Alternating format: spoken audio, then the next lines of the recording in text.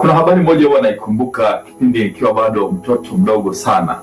Nilikuwa nawatizama wakubwa zangu wakivaa nguo za shule na viatu, wanapendeza, wakienda shule mara kwa mara, mimi wananiacha nyumbani. Nilikuwa naumia sana, nikawa nalia na waomba wazazi wanipeleke shule. Na sio kwamba nilikuwa napenda kwenda kusoma, hapana, nilikuwa naamini kwamba kule wanakoenda ndiko kuna furaha ya maisha. Na hatimaye baada ya kulilia shule kwa muda mrefu, bahati nzuri baba yangu akaninunulia nguo na mimi nianze kwenda shule. Bahati mbaya katika kwenda shule nikawa naonewa na wengine na ile kuadhibiwa na walimu, nikaanza utoro, nikaichukia shule na nikaona kumbe shule hakuna furaha. Wazazi wakaniambia, soma, ukifika darasa la 7 kuna furaha. Nikasoma, nilipofika darasa la 7 sijaiona furaha. Wakaniambia, soma, ukiingia form 1 kuna furaha. Nikasoma, nilipofika form 1 sikuiona furaha. Wakaniambia, ukifika form 4 kuna furaha. Nikafika form 4 sijaiona furaha. Wakaniambia, soma, ukifika kidato cha 5 na cha 6 kuna furaha. Nilipofika kidato cha 5 na cha 6 sijaiona furaha. Wakaniambia, soma, ukifika chuo kikuu kuna furaha, na nzuri zaidi utakuwa unasoma unalipwa. Nikasoma vizuri na nikafika chuo kikuu, na bahati nzuri nikapewa mkopo kwa 100% na nikawa napata boom la kutosha, na furaha sikuiona. Wakaniambia, soma, ukipata kazi utapata furaha. Nilipomaliza nikaajiriwa, nikapata kazi, na furaha sikuiona. Na sasa wananiambia, oa, ukioa kuna furaha.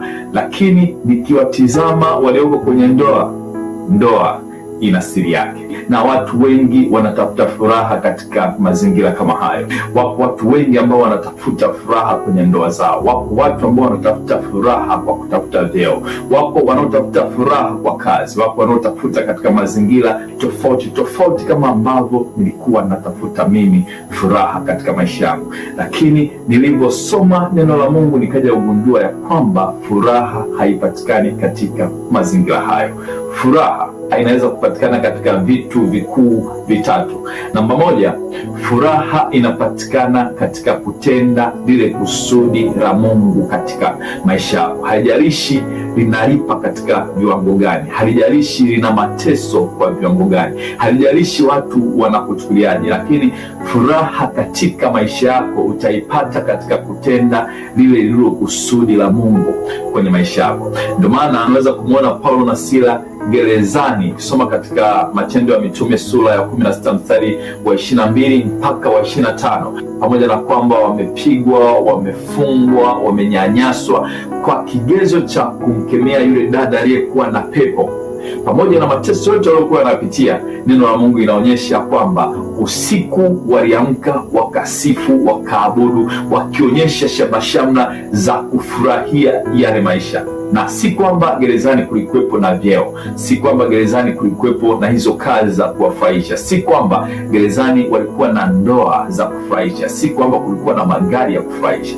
Walichokuwa wanajivunia na kuwafurahisha katika maisha yao ni pale ambapo waliona wanatenda lile lililo kusudi la Mungu katika maisha yao, na watu wakawashangaa. Pamoja na maumivu, pamoja na kufungwa, lakini wanafurahi. Na ukisoma katika Wafilipi sura ya 4 mstari wa 11, Mtume Paulo anapotumiwa zawadi akiwa gerezani kupitia Epafrodito, anawaambia, nashukuru kwa zawadi yenu, lakini furaha yangu haitegemeani na hii zawadi, kwa maana mimi nimeshapitia matatizo. Kwa zawadi na washukuru, lakini hata kama nisingelipata hii zawadi, mimi bado nina furaha katika maisha yangu. Na ndio maana katika Wafilipi sura ya 4 mstari wa 13 anasema, nayaweza mambo yote katika yeye anitiaye nguvu. Pamoja na yote, unaweza kuwa unahitaji fedha, unaweza kuwa unahitaji magari, unaweza kuwa unahitaji majumba,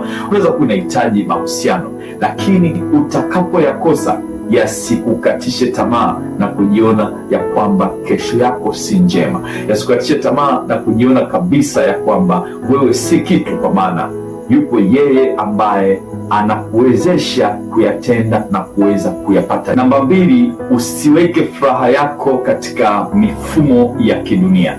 Usiweke furaha yako katika kazi, usiweke furaha yako kwa bosi wako, usiweke furaha yako kwa mke, kwa mume wako, Usiweke furaha yako katika mfumo wowote ambao unajaribu kuaminisha kwamba bila huo wewe si chochote. Yupo Mungu ambaye ni tegemeo lako. Yupo yule ambaye anajua kusudi la kuumba kwako. Yupo yule ambaye anajua hata kesho wewe usiyoijua, ambaye ndiye unatakiwa kumtumikia na kumtegemea, ambaye ndiye ameshikilia furaha yako. Usitegemee katika mfumo wa kidunia, kwa maana wewe chanzo chako si duniani. Ndio maana ukisoma katika Yohana sura ya 4 mstari wa 34, Yesu Kristo anasema ya kwamba chakula changu ni kuyatimiza mapenzi ya yeye aliyenituma. Hata nianyanyaswe vipi, hata nikose, waniseme, hata wanibagaze, wafanye chochote, nishinde njaa, lakini haja ya moyo wangu, chakula changu ni kuyatenda mapenzi yake yeye aliyenituma. Wapo watu wengi ambao wanafanikiwa katika maisha, lakini furaha hawaipati kwa sababu wamefaulu mtihani wa maswali ambayo wamejitungia wenyewe. Unaweza kuwa umepewa swali 1 kujumlisha 1 ni 2, ukajipa swali ya kwamba 2 kujumlisha 3 ukapata kabisa na ukaandika ya kwamba ni 5, lakini ukawa umefaulu mtihani wa swali ambao umejitungia wewe mwenyewe. Utakaposaisha lile swali, hata kama ulilipata, utakuwa umeenda OP.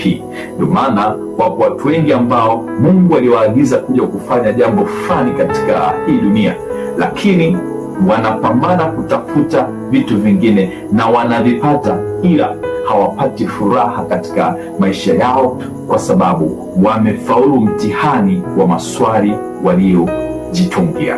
Furaha yako ipo katika kutenda lile kusudi la yeye aliyekutuma hapa duniani. Namba 3, hata siku moja usiishi kwa kujilinganisha na watu ukategemea kwamba wewe unakosa furaha kwa sababu huna hiki ambacho ndugu yako anacho, huna kile ambacho jirani yako anacho, huna kile cheo ambacho marafiki na watu wengine wanacho. Watu wengi wanakosa furaha kwa sababu ya kufanya comparison, kujilinganisha, kama ambavyo nilikuwa najilinganisha na wanaoenda shule nikiamini kwamba kuna kitu wamenizidi katika maisha yangu, lakini nilipokuwa nafikia pale ambapo walikuwa, furaha nilikuwa sioni, nikawa nakimbizana na watu, nikasahau kama furaha yangu haiwezi ikapatikana kwa kujilinganisha na watu katika maisha. Ipo namna ambayo Mungu anafurahia na anapenda katika kiwango alichokuweka. Amekuweka katika viwango fulani kwa sababu maalum, ambayo kila leo na kila unavyotenda, furahia kile unachokitenda. Kama ni mwalimu, fundisha at the maximum katika hilo eneo, kwa maana Mungu anajua kwa nini kakuweka katika hiyo nafasi katika wakati huu. Kama unahudumia kwenye kitengo chochote, fanya at the maximum na furahia siku ya leo, kwa maana furaha yako ipo leo na si kesho. Kama umefaidika kuwa na jambo fulani, tambua kwamba wapo watu wengine ambao hilo jambo wanalitamani kuwa nalo, na Mungu kakuweka hapo kwa makusudi, ili kusudi lake liweze kutimia, na furaha yako haitokuja kutimia eti kwa sababu unapambana kuwa kama Franz. Ndio maana hata tajiri wa kwanza wa dunia naye mpaka sasa anahangaika kutafuta furaha katika maisha yake, na tafiti naeleza kwamba akianza kula bilioni 1 kila siku, anaweza akaimaliza ile fedha yake baada ya miaka 126, lakini pamoja na kwamba inawezekana hatoishi miaka yote hiyo, anapambana ili aweze kuipata furaha katika maisha. Furaha ya maisha haipatikani kwa kukimbizana na unachokitamani kwa ajili ya kesho. Furaha ya maisha ipo katika kile unachokitenda siku ya leo. Kama umepewa nafasi ya kusimama kwenye jambo fulani, lifanye kwa viwango vya hali ya juu sana, kwa sababu ipo kusudi kwa nini Mungu kakuweka katika hiyo nafasi. Kama siku ya leo unayo, ifurahie kwa sababu Mungu anajua kwa nini kakufikisha siku ya leo. Zaburi 37 mstari wa 4, mfurahie Bwana naye atakupa matakwa ya moyo wako. Furahia uwepo wake, furahia alichokupatia, furahia afya ulionayo, furahia nafasi yako na kazi yako, naye unayemfurahia na kumwabudu atakupa furaha katika maisha yako. Mimi ni Pastor na Mwalimu Jonathan Kwizera. See you.